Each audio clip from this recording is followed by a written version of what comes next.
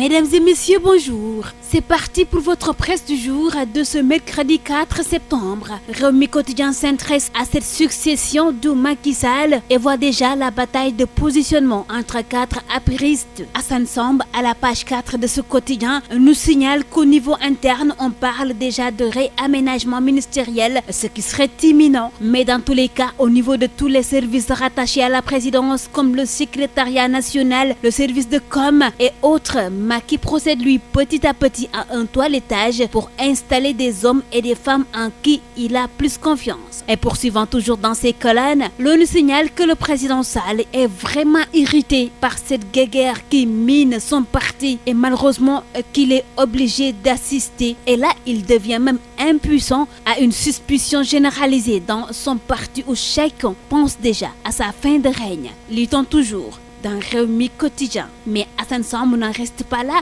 car là, il nous prévient en nous signalant que le président Macky Sall, il pourrait bel et bien faire comme Wade, c'est-à-dire réclamer un troisième mandat. Et l'observateur qui semble confirmer même les dires d'Assane Samb, il nous apprend ce quotidien que Macky Sall, c'est l'omniprésident. Privé de son chef, le gouvernement est obligé de changer de méthode de fonctionnement et dans la configuration actuelle. Et c'est un Macky Sall omniprésident qui assure la coordination gouvernementale. Il veille surtout, selon l'observateur. Mais Sud Quotidien nous signale que son dialogue reste toujours bloqué parce que il y a toujours cette absence de consensus autour de la caution et du parrainage. Selon toujours ce quotidien, qui ne fait part de ces non-alignés qui demandent toujours cette suppression du fameux parrainage et une caution de 5 millions à toutes les élections. Et la majorité, elle, de son côté, attend l'évaluation du processus électoral et l'audit du fichier pour se prononcer. La société civile, quant à elle, exige toujours la révision de la loi sur ce parrainage. Et pendant ce temps, la Tribune s'intéresse à ces restrictions budgétaires ciblées et voit le jeu de dupes des gens d'en haut. En réduisant les sommes allouées aux appels téléphoniques des fonctionnaires, le président Sall, il n'a pas pensé, lui, à toucher à ses propres privilèges, mais aussi à ceux des pontes du régime, qui, eux, peuvent continuer, selon la Tribune, à user des largesses financières et matérielles offertes par le système.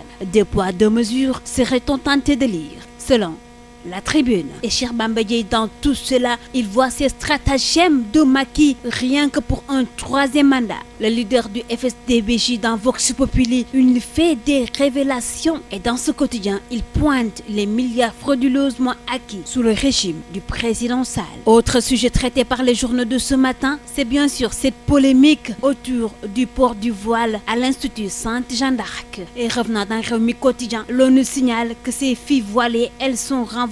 La direction de l'Institut a mis sa menace en exécution selon Rewmi Quotidien, qui précise qu'en mai dernier, déjà statuant sur la tenue autorisée pour les élèves, elle a décidé d'interdire le voile. Et la rentrée des classes s'est effectuée hier mardi pour le primaire et le collège et l'école a décidé de sévir. Alors que les élèves étaient déjà en classe, plusieurs d'entre elles voilées ont été sorties des classes et placées dans une sorte d'isoloir. Elles ont été plus tard renvoyées de l'école et tout cela en présence d'un huissier.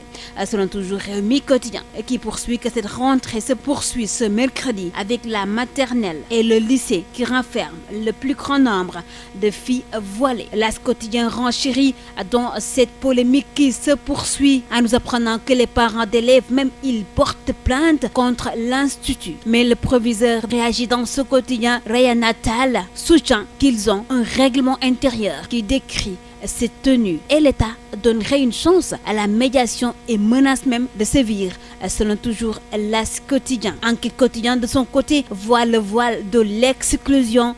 Selon ce quotidien, le nouveau règlement intérieur de l'école invite tous les élèves à se présenter avec une tête découverte et les parents, eux, ne sachant plus à quel sens se vouer, ruent dans les brancards. Et le ministère de l'Éducation de son côté adopte la circonspection. Et pendant ce temps, Libération nous fait part de ce fisc et la douane qui casse la baraque. C'est par rapport à ses performances dans le recouvrement des recettes de l'État. Dans ce quotidien, l'on nous apprend que 1605,470 milliards de francs CFA ont déjà été empochés à la fin août, soit 63% des objectifs assignés rien que pour l'année 2019. Et poursuivant toujours dans ce quotidien de Libération, rien que pour le mois d'août, les impôts ont versé 112 milliards de nos francs dans les caisses de l'État. Mais Source A de son côté voit une mafia du fer à béton qui est encerclée dans cette mutualisation des forces de la douane et du ministère du Commerce. Mendia, le directeur des opérations douanières dans ce quotidien, soutient que cette douane a d'abord une mission économique, donc de protéger l'économie nationale. En plus, l'initiative des exonérations n'est pas une prérogative de la douane et ceux qui le disent